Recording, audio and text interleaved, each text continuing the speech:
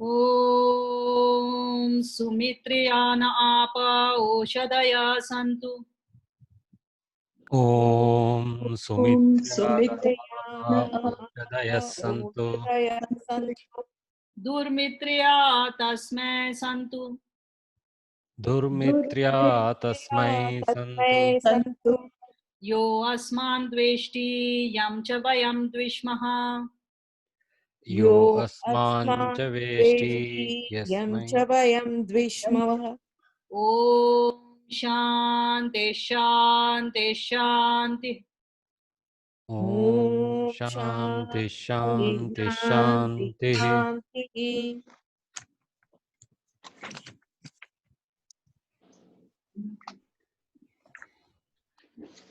Okay, so first of all, I must congratulate all of you. We have completed 5 chapters out of 6 in Sankhya Darshanam, and basically we have covered all the details. Now all this, as you saw in the 5th chapter also, it was a little bit of icing on the cake. And now 6th chapter will be also something like that. Okay. So it's great that even with some vigna, we have moved on to the 6th chapter and we have completed the 5th. So may God help us to reach the 6th as well. So I'm pretty sure when you were looking back on the 5th chapter, you would have had a number of doubts and difficulties. So I can take those up first.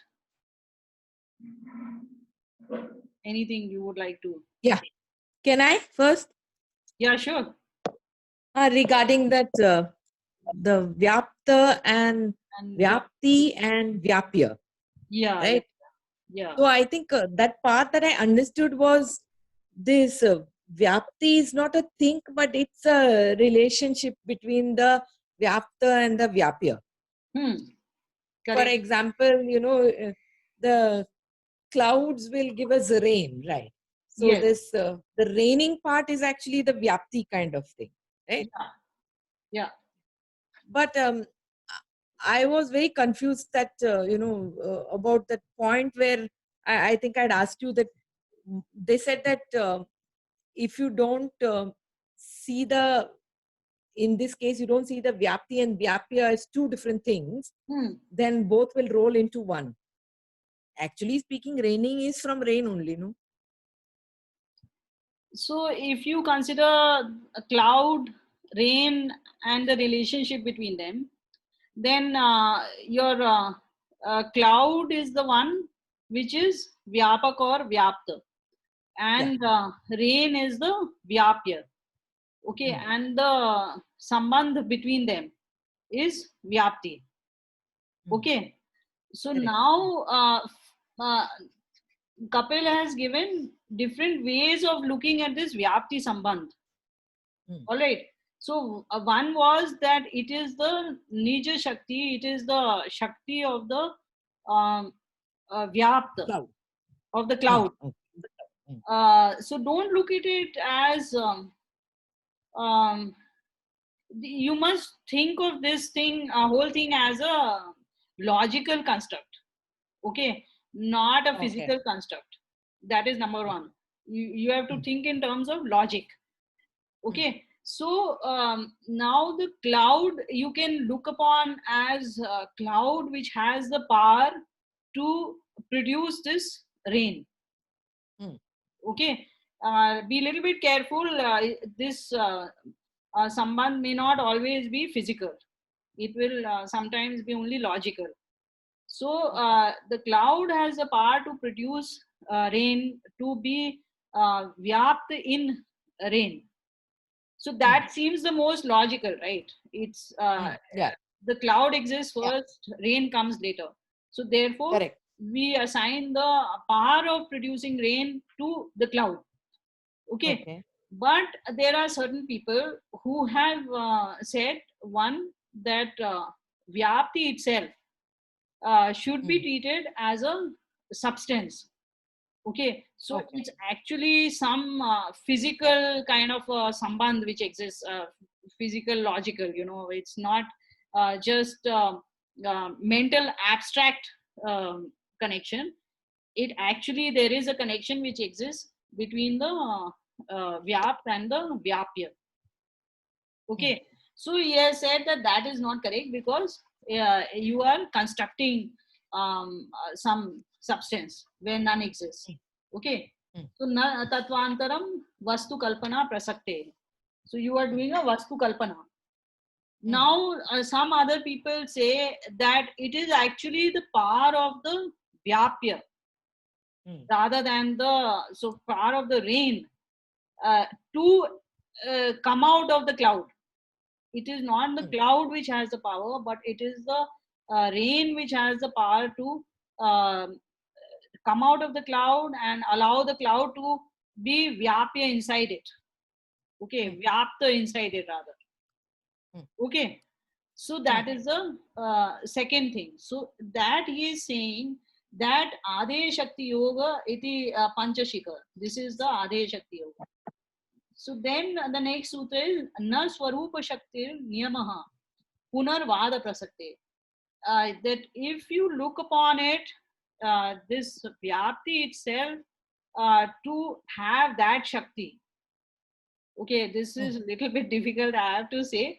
That this Shakti of the Adhe or the Vyapya is itself Vyapti. Then that will become Punarukti. You are saying Vyapti is the same as the Shakti of the Vyapya or the Adheya, as it has been called in this particular Panchashikha has called it Adhar Adheya, and so Adheya Shakti. So actually this rain may not be a great example because that has the capacity to rain. Raining and rain. So I must think of a different example. I think that other example was a good one. When the leaf falls down, then after that there is no relation between them. But till then there is a relation that on the tree the leaf has grown or the leaf was born by the tree, whichever way you look at it. Yes, that is the best way of looking at it actually, because if you're looking at as the power of the Adhe or the Vyapya to convey Vyapti, then the Pallavi example shows that that reverse is not correct always. While from the leaf you cannot figure out whether the tree is there or not. Okay, some tree was there that you can make out, but whether this leaf is connected to a tree or not, we cannot say for sure. So therefore, this sambandh, it is better to look upon it as the Shakti of the Vyapta rather than of that of the Vyapya. So instead of looking at the effect as having the power, it is better to look upon the cause as having the power. But again, I should not say cause and effect, because sometimes the relationship is not always running from cause to effect, but sometimes it runs from effect to cause as well. Rain determines the existence of the cloud, but the cloud does not determine rain. So sometimes the relationship, you can always, given a cause, you can determine the effect, and sometimes always determine the based on the effect you can determine the cause, and sometimes both ways. So here, that is why I'm saying that you must look upon it as logical, not necessarily physical.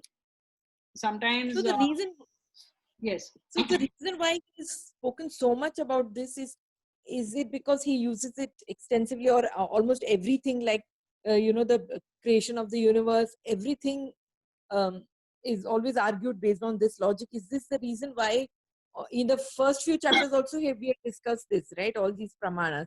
And now also again he's touching upon the pramanas. Is it only because of that? Because almost everything that he has argued about in this book, or he's presented in this book, is is based on one of these pramanas. 1 minute. Gauri, I've let you in. So, see, even if you read Navya Nyaya, which is the modern version of Nyaya, Hari Om, Hari Om. A modern version of Nyaya, then also you will see that they get very embroiled in these words, okay, and they are not able to see uh, the main essence which is being passed on. This is the same problem which he is attacking over here. It is more likely to be people who discuss Nyaya, that they get embroiled in this thing. Is this the power of the Ade, or is it the power of the Adhar? See, as far as we are concerned, actually, it's not too relevant for us, correct?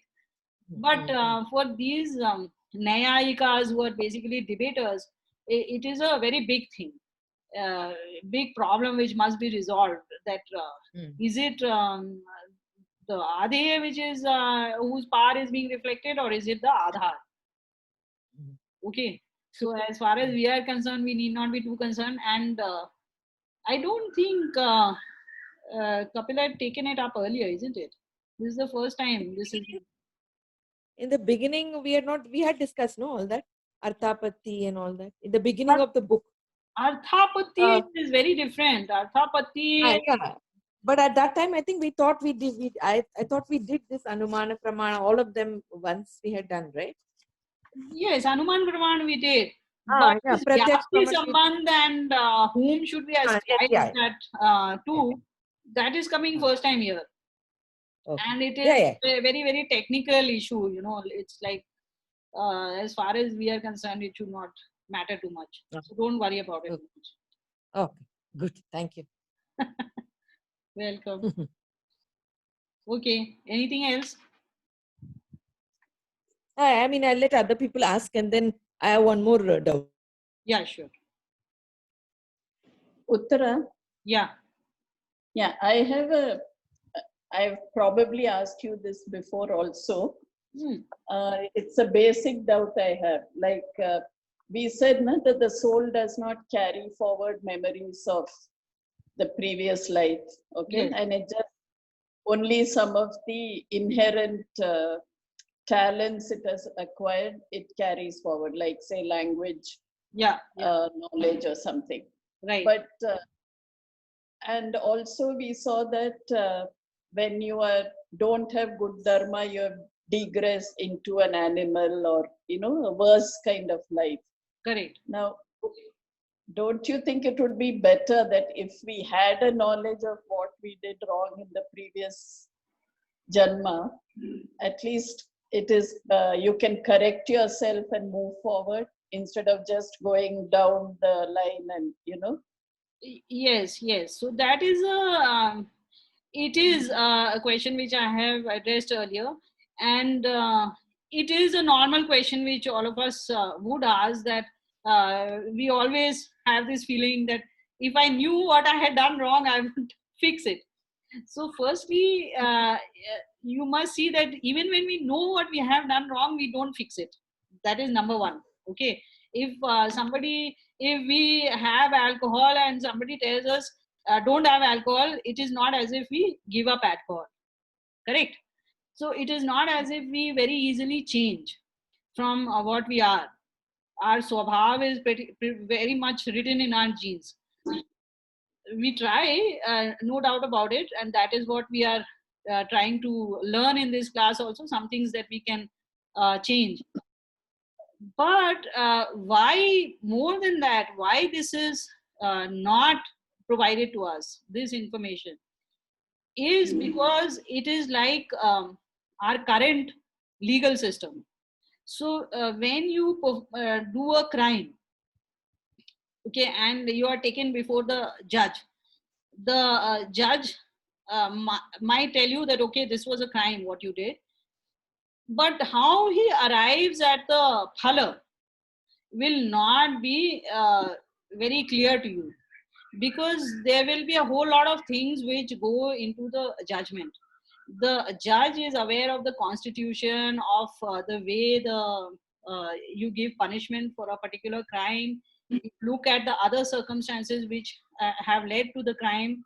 So all that is considered in pronouncing judgment.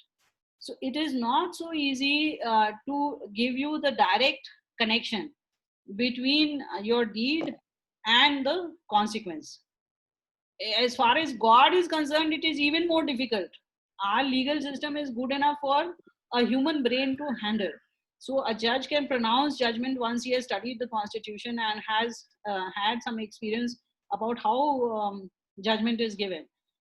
But where God is concerned, he knows all your thoughts and the things that you tried before, after, etc. And all that goes into his decision on what you should receive. Plus, he might combine some karmas, he might split up some karmas. So it's just not 1:1 mapping. It's that is a very complex arithmetic, and it will not fit into our human brain. Just like as you can understand that even if the animal came to know what it had done wrong in the human life, it will not fit in the animal's brain. So similarly, what we did wrong in our previous life, it will not fit in our brain. So it is more important that the law is informed to us. Each one of us knows what is a crime and what is not. And then if we still perform the crime, then we cannot give this excuse that I didn't know. Even when we actually sincerely didn't know. In fact, God might consider that, yes, okay, you didn't know this thing, so I am giving you some brownie points. But a human judge will probably not give you those brownie points. If you didn't pay your income tax this year, then you cannot give the excuse, I didn't know I had to pay income tax. You were supposed to know that you had to pay income tax. And if you didn't know, it is still your fault. Yeah, but still, this is only in the human form, right? I mean, the lower beings, although they've been demoted there, they don't have the like intelligence or the judgment to figure out, no? So God is not giving them the capability to perform deeds which lead to consequences. Those are only upabhoga dehas, as we just studied. So there is the karma deha, upabhoga deha, and ubhaya deha. So we are the ubhaya deha. They are only upabhoga deha. So they do not end. None of their decisions go into future karma, papa or punya. It does not fall into that category. They are free of that. They have to spend this time, whatever actions they perform during the course of their life, even though some of them will definitely be intelligent actions, but still they are all instinctive. So therefore, they will not be considered for karma. For papa or punya, that is. Okay. Thank you. That is why I've often called it as a jail term, actually. So you have been assigned a jail to be in deer's body for so long. You will have to spend that much time in that deer's body, and then you will move on. The things which the deer does do not affect actually his next birth. Oh. Yeah. There are. Go ahead, so, but it will move up the chain. Yes, obviously, because you have now finished off that part of your papa. So you will, now your punya has become heavier. So you move up. Okay. There are 2 points that come to mind when I hear this exchange between Kala's question and your proposals, your answers to that. You had earlier clearly told us one thing, that we cannot cancel our papa karmas by any kind of atonement and punya karma. It's very clearly pointed out. I perfectly loved that concept of 2 stacks, where If you do a papa, you have a sufferance. If you do a punya, you may have a phala, that is Correct. all left. So we cannot cancel a papa with a punya karya. No. That was brilliant actually, and that is a very much how we should proceed in life. Otherwise, we will always atone for everything and think that we are absolved of all the ills we do. Right. So it leads to disorder. Yeah. And number two, you also told that there is no way that karma palas are made known to us, because they exist. Our karma palas exist and come to us as vasanas. So if we have done the right karmas in the previous janma, automatically we will be placed in a superior yoni, so that with those vasanas we can proceed higher.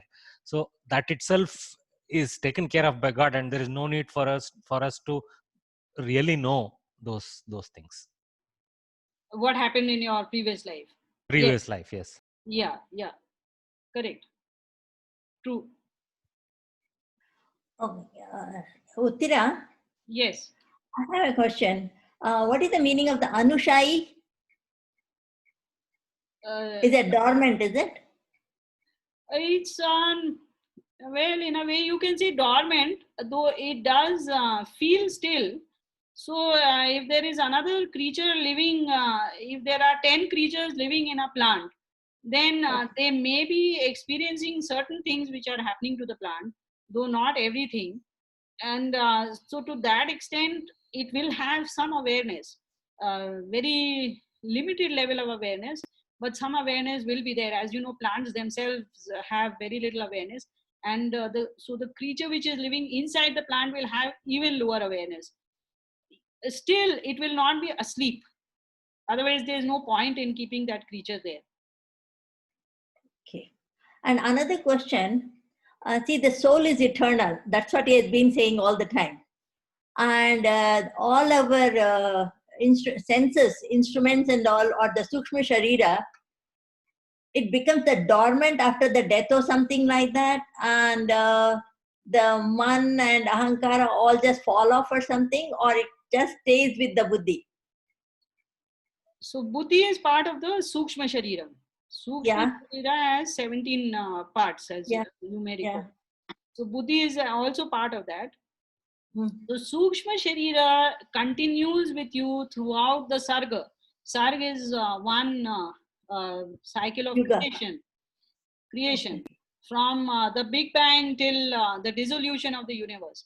So what God attaches you, the Sukshma Sharira, at the beginning of the universe will stay with you till the end of the universe, except if you attain moksha, in which case all relationship with matter will end there and then once you exit this body.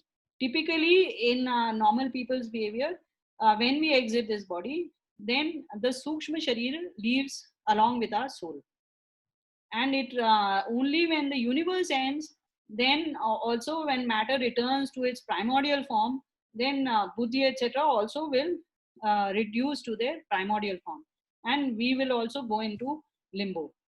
And Prakriti will also go into limbo and await the next creation. So in that case, all my, whatever I was in the previous life, and all my samskaras and all will come back to me again. Yes. In the same, okay. Yeah. Same intensity and all, or it will be on the basis of my karma? Yes, karmas will also be included. Yeah. So sanskaras are on the basis of your karma only. Sanskaras are what you gather in your life based on your thoughts, your speech, your action, your physical action with the body, bodily actions. So all three contribute to your sanskar. Okay. Good. Thank you. Welcome. Prashanti, I think you want to ask something? Yeah, I kind of not quite followed the sutra where it says na sarvochittira purusharthatvadi doshat. So here which sutra? It is if I can read it, probably it's 84 or 74.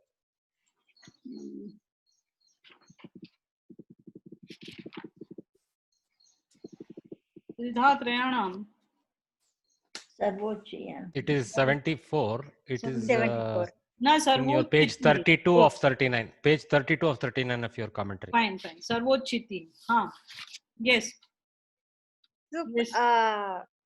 here in the commentary it says there is a belief that once the soul attains salvation, it leads to the destruction of everything that's related to the body.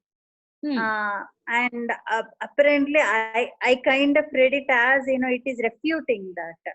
Why is it so? Is it not true that once you get moksha, that everything's related to the body is kind of not attached to the soul anymore? Because it is not only body that it's talking about.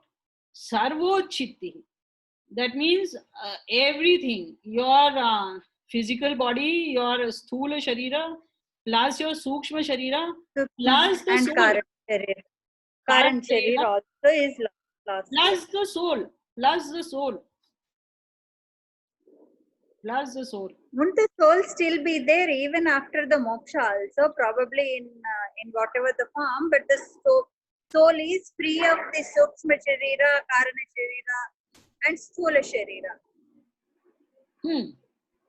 Right?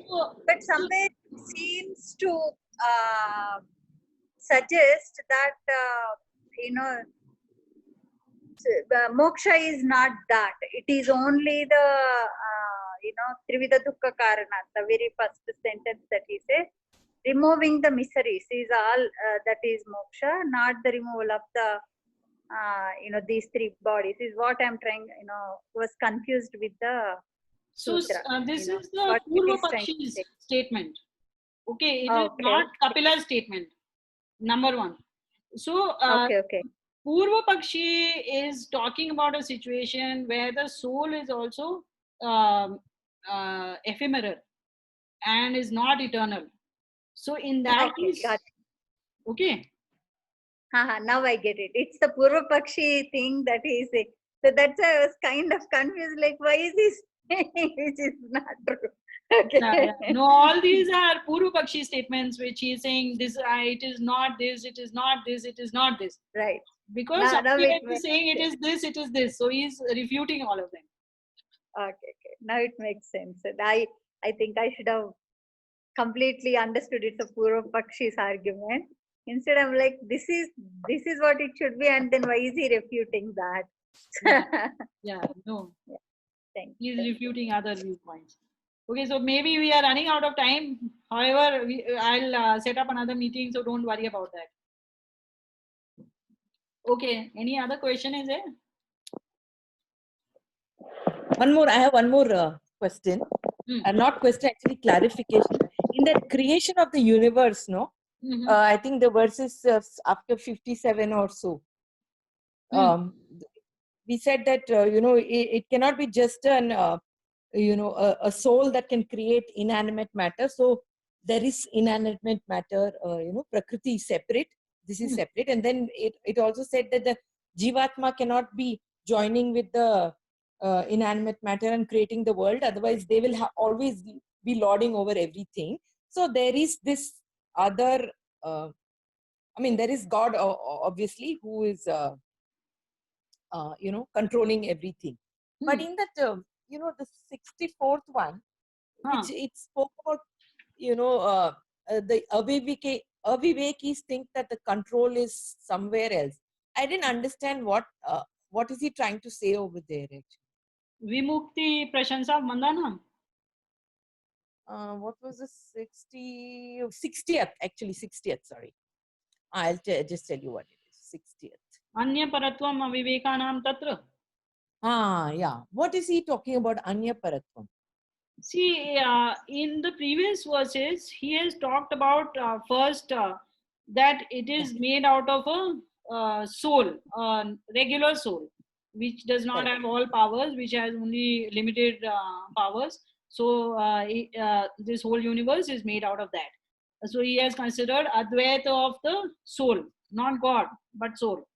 Then he has considered a case in which only matter created this universe. And consciousness happened to be a result of that matter. So there's only matter which is created this universe. There's no soul and there's no God. So he gives an argument against that. Then he considers both soul and matter. Just soul and matter, no God. Okay. Then he considers this anyaparatvam avivekanam tatra. That it is actually made of only God. This is that Vedantic philosophy. That there is neither matter nor the soul, only God. Anyaparatva. Okay. Other than these two, there is some other thing which is both the one who is managing the whole business plus who is operating on himself.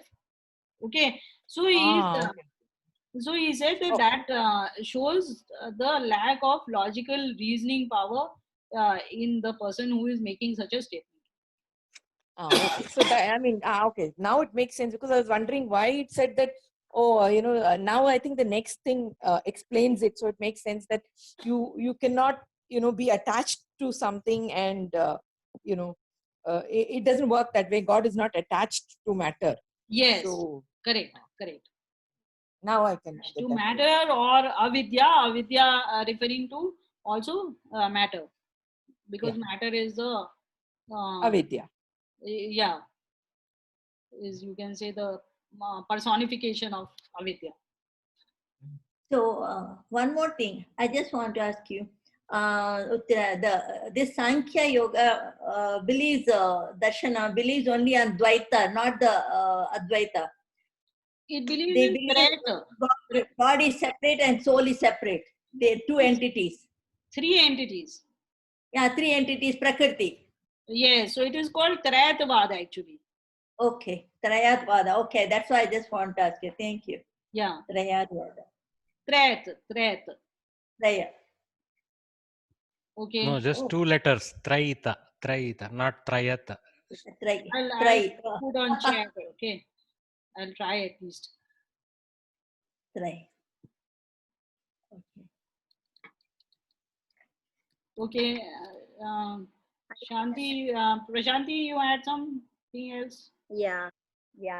Just continuing on what Vidya said. I mean, again, this is the probably I've asked you after the Yoga Darshanam also, and it is still. Go ahead. See, the three things that are involved in this whole universe, that is primordial matter, soul, and the God. Right. All three are eternal, right? Yeah. The primordial matter is eternal, the soul is eternal, and the God is eternal. Correct. Only when the God brings the soul and the matter together, that bondage is the ephemeral thing which kind of adds this whole, manifested world to be ephemeral. Is it not? So we should only think that bond is the ephemeral thing. Everything else existing in this world is eternal. How is God ephemeral? No. Bond. I'm saying the bond. The bondage, that soul and the matter coming together, that is the ephemeral. Matter, all of hydrogen atoms, oxygen atoms, water, ozone, everything is ephemeral. So there is this primordial matter, Prakriti, which is the only thing which is eternal. The other levels, Buddhi, Ahankar, etc., they are all karyas only. They change. They keep changing. Okay. Yeah. So when the soul comes in contact with primordial matter, only all these again become active, right? Whether it is Buddhi or they are all there but keep changing. The Buddhi, Ahankar, and whatever. Buddhi and Ahankar, as far as I can figure out, they don't have any role in the rest of the universe other than with us. Okay. Yeah. Only in the body of a being do they play some role. This Buddhi, Ahankar, and the Sukshma, this thing. It is only the Panch Tanmatras and the Panch Mahabhuta which exist in the outside world. Okay, in the material world. So even without beings, there must have been a universe in the beginning, like at the time of the Big Bang. So that time also the universe was there. Our whole life story, yes, only when we connect with matter does it begin. Okay. And the strange part is that we start reflecting matter. So we are nice mirrors, I can say. So we reflect God on one side, and we reflect matter on some side, on one side. So even though we always remain unattached to either matter or to God, but still we start reflecting their properties. And that Okay. is how we feel the bliss of the Lord, and we feel all the desires of actually the body to in ourselves. So those desires are not ours, but we feel them as if it is ours. So that ahankar is the one which is providing that linkage between that. And between us and God, we require no linkage. We are both atmas. That is why, both of us are referred to as atma only, because there is a deeper connection actually between us and God, compared to between us and Prakriti. So nothing needs to come in between to be with us. So we feel God directly through our soul. Okay, I think one doubt I think I'm probably is a bit clear It's now. going to What disconnect. Please connect again. Yeah, so I will